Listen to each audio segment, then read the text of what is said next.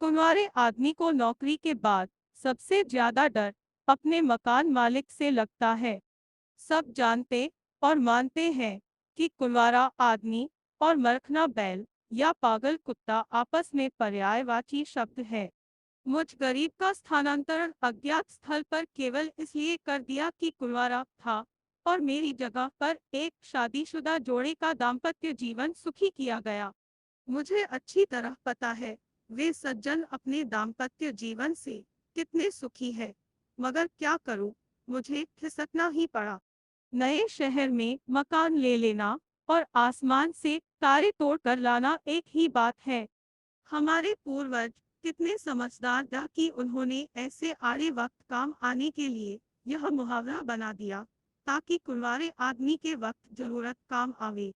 मकान मालिक और किराएदार के संबंधों के बारे में अगर मैं लिखना शुरू करूं तो संभव है सैकड़ों पन्ने भर जाए और फिर भी दास्तान अधूरी ही रह जाए।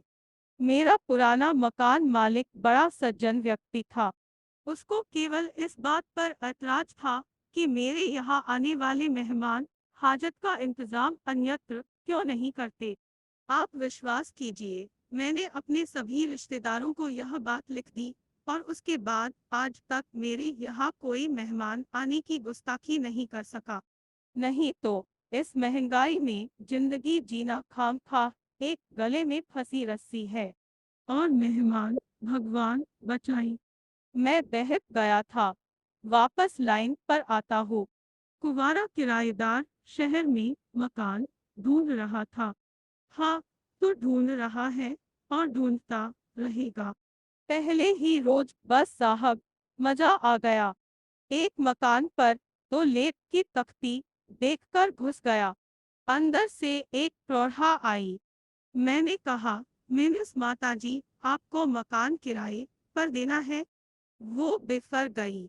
मुझे सौ गालियां देती हुए कहने लगी, मिनुस, मैं आपको माताजी लगती हूँ।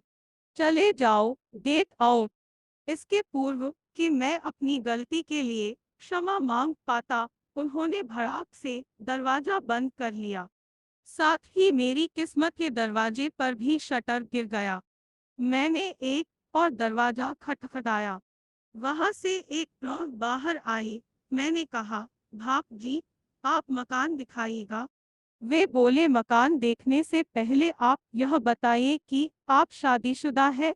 मेरे मना करने पर उन्होंने मुझसे सहानुभूति दर्शाई और कहा, मिनुस, वैसे तो हम कुलवारानी को मकान नहीं देते, लेकिन आप सज्जन लगते हैं। आपका केस जेनुइन है। मुझे थोड़ी आशा बंधी, शायद यहाँ काम बन जाए। उन्होंने कमरा दिखाते हुए कहा, मिनुस, आप इधर चौक में नहीं घूमेंगे, उधर छत पर नहीं जा सकेंगे। खिड़की बंद रखिएगा। रात के 10 बजे तक आ जाइएगा या फिर बाहर सोइएगा। फिर उन्होंने पूछा, मिनुस, आप करते क्या है? जी, पढ़ाता और लिखता हूँ। क्या आप कवि है? मैं समझ गया। अब शामत आई। मैंने कहा, जी नहीं, केवल पत्रकारिता करता हूँ। वे थोड़े आश्वस्त हुए, मगर अभी उनके चेहरे पर शक की छाया थी। मैंने शक दूर करने के लिए उन्होंने सिगरेट पेश की। मुफ्त की सिगरेट ने अपना कमाल दिखाया। वे बोल उठे, मिनुस, आप लेखक हैं और कुंवारे हैं, अतः आपको 6 माह का किराया अग्रिम देना होगा।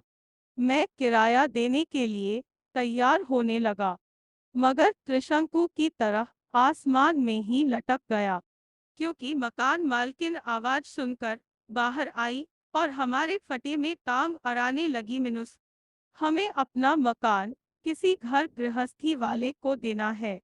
मेरी अनुनय विनय से वह कुछ पिघली, मिनुस, आपके पास ज्यादा सामान तो नहीं है? मेरे मना करने पर कहने लगी, मिनुस, पंखा, बिजली की प्रेस, टीवी तो होगा ही। मेरे फिर मना करने पर कहने लगी, तो फिर आपका हमारे लिए क्या उपयोग है? पहले वाले किराएदार के पास गाड़ी, फ्रिज, टीवी सब था। हमारी बेबी तो अक्सर उधर ही रहती थी। बड़े भले थे।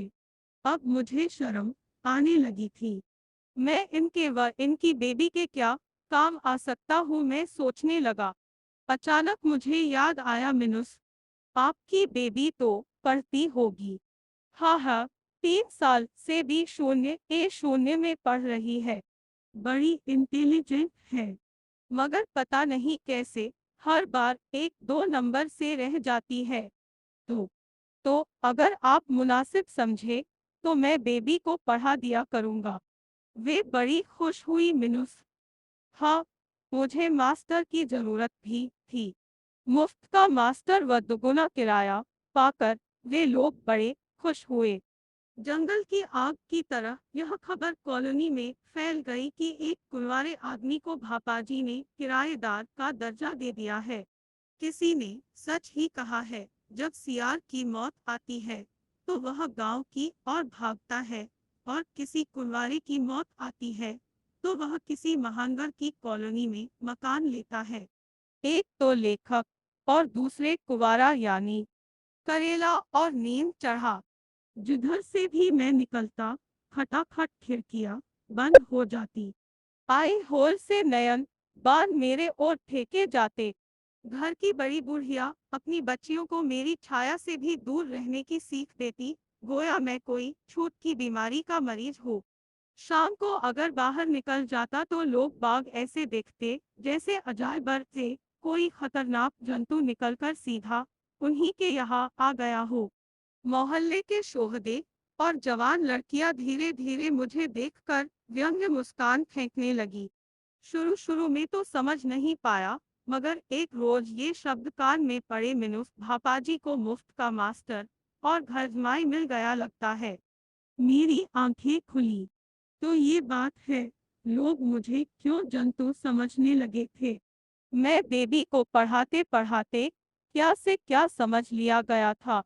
मुझे लगा अब ये मकान भी हाथ से जाने वाला है। दूसरे दिन सवेरे सवेर मेरे कमरे में पड़ोस से एक देवी जी आई और कालिदास की रस भरी कविता समझाने का आग्रह करने लगी।